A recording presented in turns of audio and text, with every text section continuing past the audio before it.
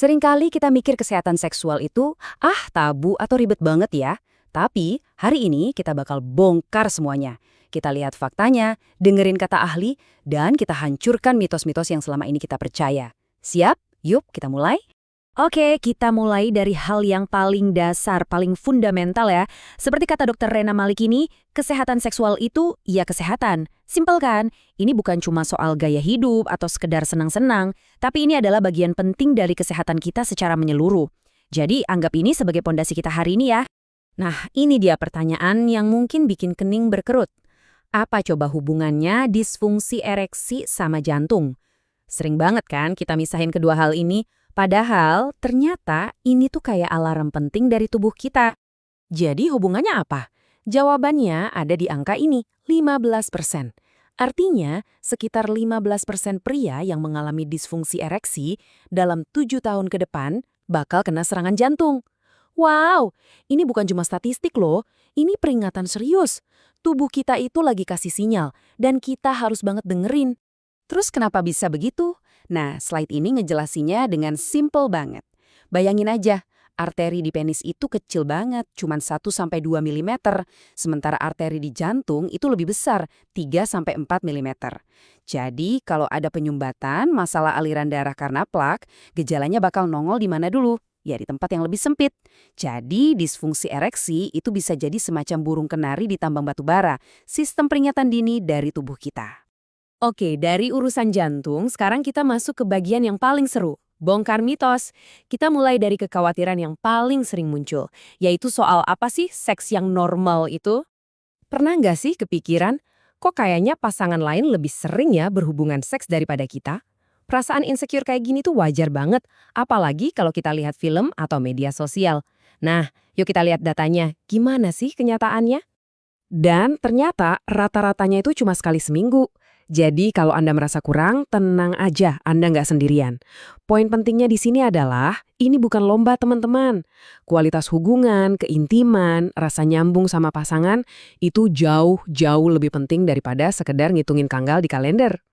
Nah, mitos selanjutnya soal durasi. Ini juga menarik banget. Ada jurang pemisah yang lebar banget antara harapan dan kenyataan. Coba lihat deh, wanita pengennya sekitar 18-25 menit. Pria mikirnya 12 menit cukuplah. Tapi realitanya, rata-rata dari penetrasi sampai ejakulasi itu cuma sekitar 5,7 menit. Jauh banget kan? Nah, tahu fakta ini penting banget biar kita bisa ngatur ekspektasi dan gak kecewa. Oke, selain mitos soal frekuensi dan durasi, ada juga salah kaprah besar soal anatomi kita sendiri. Yuk kita kenalan sama satu bagian tubuh yang peranannya krusial banget buat fungsi seksual, tapi sering banget kita lupakan, terutama para pria. Namanya dasar panggul. Apaan sih itu? Gampangnya, bayangin aja ini kayak mangkok otot di bagian bawah panggul kita. Fungsinya, wah banyak banget. Mulai dari nopang organ, jaga kestabilan tubuh, ngontrol buang air kecil, sampai ya fungsi seksual, termasuk orgasme. Jadi ini tuh fondasi dari inti tubuh kita. Kutipan dari Dr. Malik ini bener banget kan? Pria bakal kaget.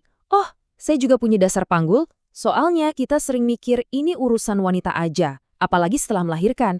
Padahal pria juga punya. Dan kuat atau lemahnya otot ini ngaruh banget ke kesehatan mereka. Terus gimana cara tahu kalau ada masalah sama dasar panggul kita? Nah, coba perhatiin deh gejala-gejala nih. Mungkin suka bocor sedikit pas batuk, atau nyeri pas ereksi, atau bolak-balik ke kamar mandi terus. Ini semua bisa jadi tanda ada yang nggak beres. Dan ini bukan cuma soal seks ya, ini soal kenyamanan kita sehari-hari. Nah, seringkali masalah fisik kayak dasar panggul yang lemah itu baru setengah dari cerita loh. Sekarang kita masuk ke akar dari banyak banget masalah seksual. Sesuatu yang bukan fisik tapi lebih ke psikologis dan hubungan kita, yaitu komunikasi. Slide ini nunjukin masalah utamanya. Coba lihat, dari mana sih kita belajar soal seks? Kebanyakan dari teman dan pornografi. Padahal porno itu kan hiburan, bukan buku panduan. Akibatnya apa? Ekspektasi kita jadi nggak realistis, dan kita jadi nggak tahu apa yang normal dan sehat. Dan ini membawa kita ke poin paling krusial dari semua pembahasan kita hari ini. Rahasia seks yang lebih baik itu bukan soal teknik aneh-aneh atau pil ajaib. Rahasianya, seperti kata Dr. Malik, simple banget.